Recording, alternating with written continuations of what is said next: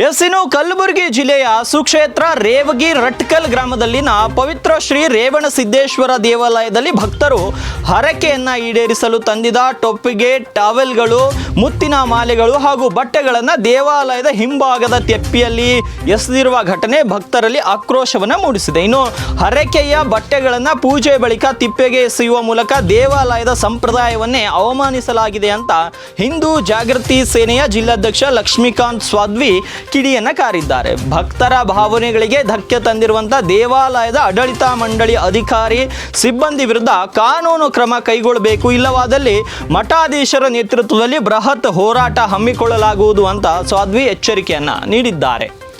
ಕಾಳಗಿ ತಾಲೂಕಿನಲ್ಲಿ ಬರುವಂಥ ಶ್ರೀ ಕ್ಷೇತ್ರ ಲಕ್ಷಾನುಗಟ್ಟಲೆ ಏನು ಭಕ್ತರು ಹೋಗುವಂಥ ಏನು ರಟ್ಕಲ್ ರೇವಣಸಿದ್ದೇಶ್ವರ ಅಂತೇಳಿ ಪ್ರಖ್ಯಾತಿ ಪಡೆದಂಥ ಏನು ರೇವಣಸಿದ್ದೇಶ್ವರ ದೇವಸ್ಥಾನದಲ್ಲಿ ಅಲ್ಲಿ ಹೋಗುವಂಥ ಭಕ್ತರು ಏನು ಇವತ್ತಿನ ದಿವಸ ಅಭಿಷೇಕ ಮಾಡುವ ಸಮಯದಲ್ಲಿ 2,000 ರೂಪಾಯಿ ಕೊಟ್ಟು ಅಭಿಷೇಕ ಮಾಡ್ತಾರೆ.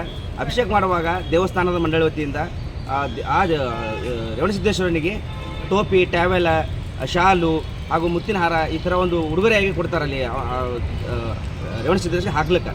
ಅದು ಹಾಕಿದ ಬಳಿಕ ಅವಾಗ ಏನು ಮಾಡ್ತೀರಪ್ಪ ಅಂದ್ರೆ ಮೊದಲು ಅಲ್ಲಿಯ ಪೂಜಾರಿಗಳನ್ನು ಅದೆಲ್ಲ ಮಾಡಿ ಅದನ್ನು ಮನೆಗೆ ತೊಗೊಂಡು ಹೋಗ್ತಿದ್ರು. ಅದು ಇವತ್ತಿನ ದಿವಸ ಅಲ್ಲಿ ಪೂಜಾರಿಗಳಿಗೆ ಪೂಜೆ ಮಾಡೋಕ್ಕೆ ಅವಕಾಶ ಕೊಡ್ತಾ ಇಲ್ಲ.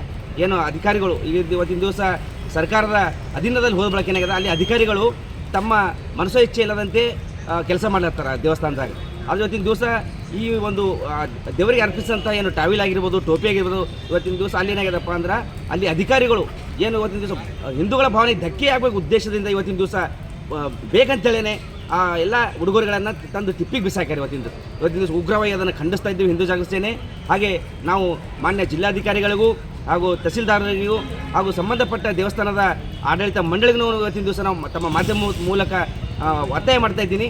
ಆ ಒಂದು ದೇವಸ್ಥಾನದ ದೇವರಿಗೆ ಅರ್ಪಿಸಿದಂಥ ಪೂಜೆಗೆ ಒಪ್ಪಿಸಿದಂತಹ ತಾವೆಲ್ಲ ಟೋಪಿಯಾಗಿರೋ ಯಾರು ಬಿಸಾಕ್ಯಾರ ಅವರನ್ನು ಕೂಡಲೇ ದೇವಸ್ಥಾನ ಅಮಾನತು ಮಾಡಬೇಕು. ಇಲ್ಲದೆ ಹೋದರೆ ಮುಂದಿನ ದಿವಸಗಳಲ್ಲಿ ಎಲ್ಲ ಮಠಾಧೀಶರ ನೇತೃತ್ವದಲ್ಲಿ ರಟ್ಕಲ್ ಚಲೋ ಅಂತೇಳಿ ನಾವು ಇವತ್ತಿನ ದಿವಸ ಹೋರಾಟ ಮಾಡಬೇಕಂತ ಎಚ್ಚರಿಕೆ ಕೊಡ್ತಾ ಇದ್ದೀನಿ.